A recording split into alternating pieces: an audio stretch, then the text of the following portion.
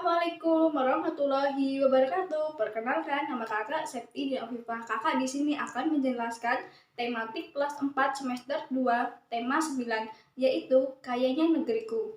Baik, kakak di sini akan menjelaskan fungsi sumber daya alam bagi lingkungan sekitar. Lingkungan merupakan segala sesuatu yang ada di sekitar manusia dan mempengaruhi kehidupan manusia. Sumber daya seperti udara, cahaya, dan air merupakan lingkungan bagi kita. Lingkungan menyediakan kebutuhan bagi manusia dalam berbagai hal. Lingkungan mempengaruhi aktivitas manusia karena manusia senantiasa beradaptasi dengan lingkungan mempengaruhi kebutuhannya. Fungsi lingkungan bagi manusia yaitu pertama sebagai tempat tinggal, kedua sebagai tempat hidup dan mencari makan, ketiga sebagai tempat berlangsungnya aktivitas. Aktivitas manusia tergantung pada ketersediaan sumber daya alam. Sumber daya alam adalah segala sesuatu yang berasal dari alam yang dimanfaatkan untuk memenuhi kebutuhan manusia. Sumber daya alam dikelompokkan menjadi dua, yaitu berdasarkan lokasi sumbernya dan sifatnya. Yang pertama, menurut lokasinya, sumber daya alam darat dan sumber daya alam perairan. Menurut sifatnya, sumber daya alam yang dapat diperbarui dan sumber daya alam yang tidak dapat diperbarui. Ekonomi berdasarkan ketersediaan sumber daya alam. Kegiatan ekonomi yang dilakukan masyarakat sangat bergantung pada sumber daya alam yang terdapat di lingkungan. Ada yang dilakukan di daratan rendah dan daratan tinggi, sungai, danau, pantai, dan laut. Berikut beberapa kegiatan ekonomi masyarakat berdasarkan sumber daya alam. Yang pertama, pantai merupakan batas pertemuan antara daratan dan lautan. Kegiatan ekonomi masyarakat di sekitar pantai seperti nelayan, petani garam, pedagang, usaha penginapan, jasa pemandu wisata, penyewa alat, dan alat penyelam.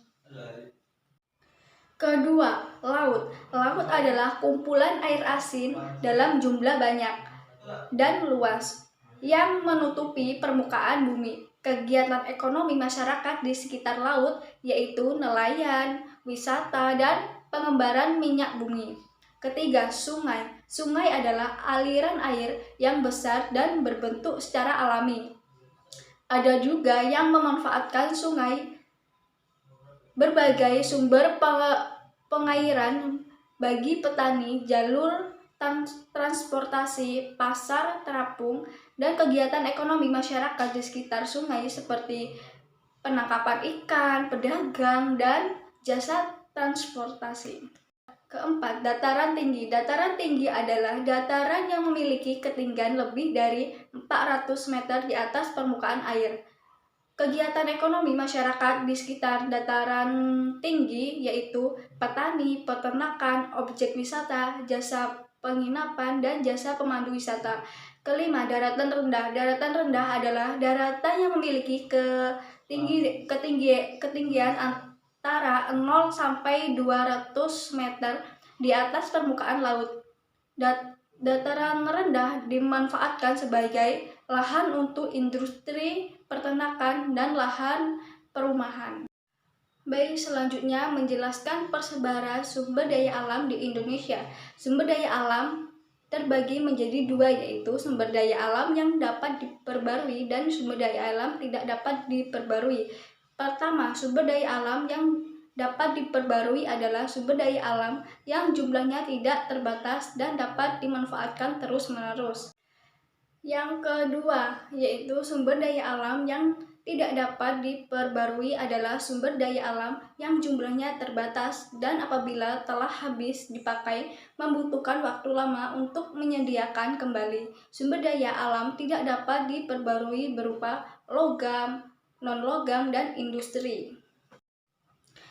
Berdasarkan jenisnya, sumber daya alam dibedakan menjadi dua, yaitu sumber daya alam hayati dan sumber daya alam non-hayati. Sumber daya alam hayati adalah sumber daya alam yang berasal dari makhluk hidup, contohnya hewan dan tumbuhan. Sumber daya alam non-hayati adalah sumber daya alam yang berasal dari benda-benda mati, contohnya fosil, mineral, matahari, dan udara. Baik, selanjutnya menjelaskan pemanfaatan sumber daya alam secara bijaksana.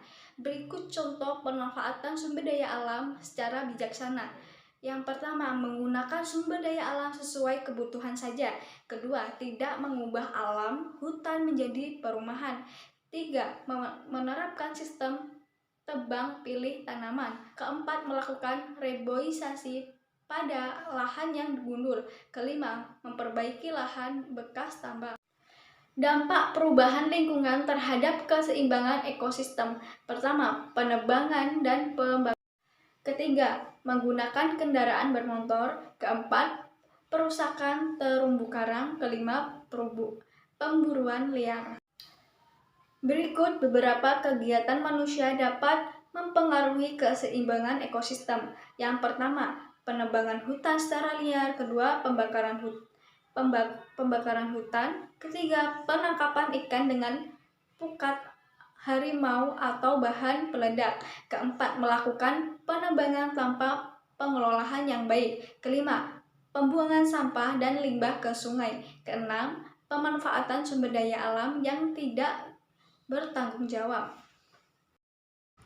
Ayo adik-adik, mari kita berlatih kelompokkan aktivitas ekonomi tersebut berdasarkan lingkungan alam yang cocok, misalkan pantai, laut, sungai, dan lain-lain. Sekian pembelajaran dari kakak hari ini. Assalamualaikum warahmatullahi wabarakatuh.